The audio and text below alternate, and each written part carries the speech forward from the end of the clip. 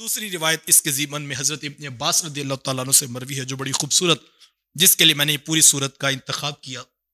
حضرت ابن عباس رضی اللہ تعالیٰ عنہ فرماتے کہ آقا کریم علیہ السلام کے دور نبوی میں ایک غریب شخص تھا اور ہے بڑا نیک تھا، تو وہ اس کے ہمسائیگی میں ایک مالدار شخص رہتا تھا اور اس کے پاس بہت ساری کھجوریں تھیں، اور ایک کھجور ایسی تھی جس کا جھکاؤ جو ہے وہ غریب کے ویڑے کی طرف تھا۔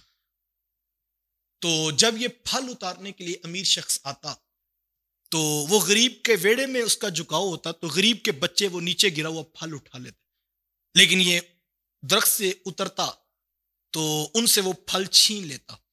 یہاں تک آتا ہے حدیث میں کہ اگر کوئی کھجور اس کے بچوں کے منہ میں بھی ہوتی وہ اس کو بھی نکال دیتا۔ تو وہ جو غریب شخص تھا وہ شکایت لے کر حضور کی خدمت میں آ گیا اور اس نے آ کر ساری بات سنائی کہ حضور اس کے پاس تو بڑے درخت ہیں اور ایک جو ہے وہ کھجور میرے ویڑے میں جھکی ہوئی ہے، اور یہ جب کھجوریں اتارتا ہے کچھ نیچے گر جاتی ہیں تو وہ میرے بچے غریب ہیں، ہم کھا لیتے ہیں بچے، تو حضور یہ ان کے منہ کے اندر سے بھی نکال لیتا ہے۔ تو حضور میں ابھی تم چلے جاؤ، اور آقا کریم علیہ السلام جو ہے وہ اٹھے اور حضور اس شخص کی تلاش میں نکلے۔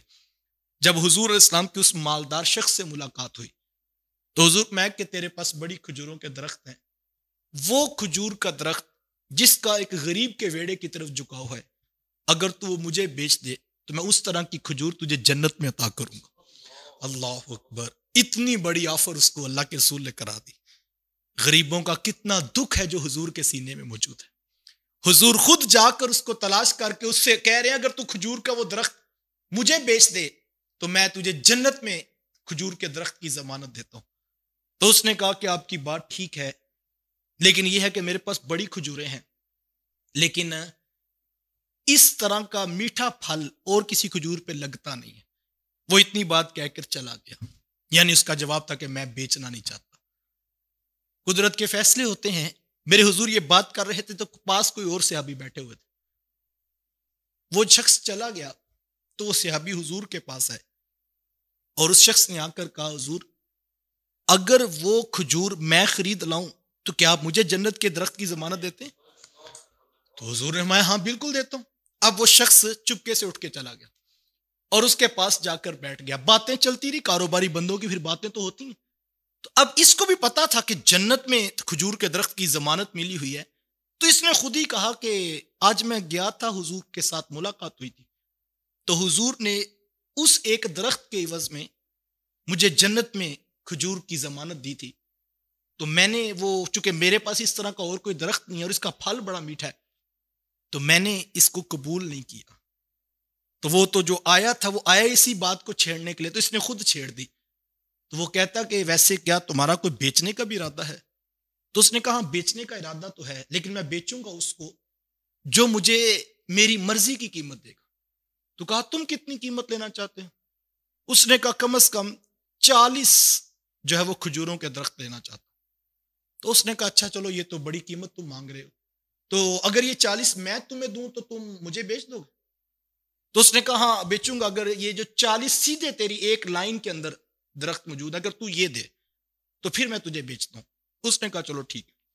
اب یہ باتیں کر رہے تھے آپس میں، تو اس شخص نے جو ہے وہ سودا پکا کرنے کے لیے، کیونکہ یہ تو کسی اور چاہ میں تھا، اس کو تو کھجور نظر ہی نہیں آ رہی تھی، اس کو تو جنت نظر آ رہی تھی، اس کو تو کھجور نظر نہیں آتی، اس نے 40 تو دیکھ ہی نہیں تھا رہا یہ۔ تو اس نے کہا کہ لوگوں کو جمع کر لیتے ہیں تاکہ تم ان کے سامنے یہ گواہی دے دو کہ وہ والی کھجور جو غریب کے گھر کی طرف جھکی وہ میری ہوگی اور یہ 40 تیری ہوگی۔ تو اس نے کہا ٹھیک ہے، لوگ جمع تھے، تو اس نے کہا کہ تو اقرار کر۔ اس نے اقرار کیا تو لوگوں نے قبول کر لیا، اس نے کہا گواہی بھی ہوگی۔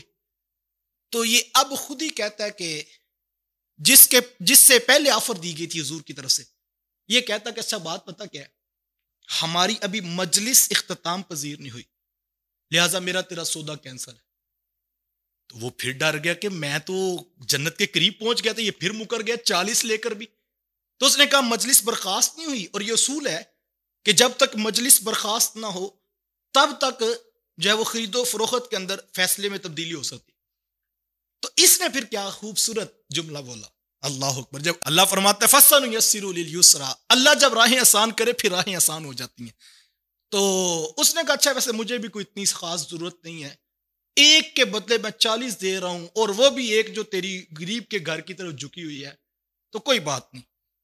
تو جب یہ پیچھے ہٹا تو یہ فطرتی بات ہے، جب ایک پیچھے ہٹتا ہے تو وہ ریٹ بڑھانا چاہتا، اس نے پھر کہا نہیں چلو کوئی بات نہیں، اسی مجلس میں فیصلہ کر. اس نے کہا پھر پکی بات، اس نے کہا پکی بات.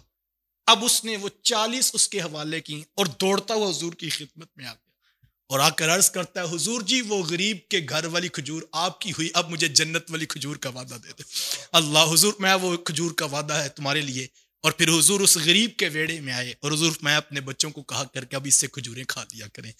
فَسَنُيَسِّرُهُ لِلْيُسْرَىٰ، جب رب راہیں آسان کر دے پھر زمین پر بیٹھے بیٹھے جنتوں کی کھجوروں کے بھی جو ہے وہ انسان کے حق میں فیصلے ہو جاتے ہیں. یہ اس کی کہانی ہے جو رب کی راہوں پہ خرچ کرتا ہے، ڈرتا رہتا ہے اور تصدیق کرتا ہے اچھی بات کی. اور تو اللہ فرماتا ہے ہم اس کے لیے راہیں آسان کر دیتے ہیں جو راہ پہلے ہی آسان ہے.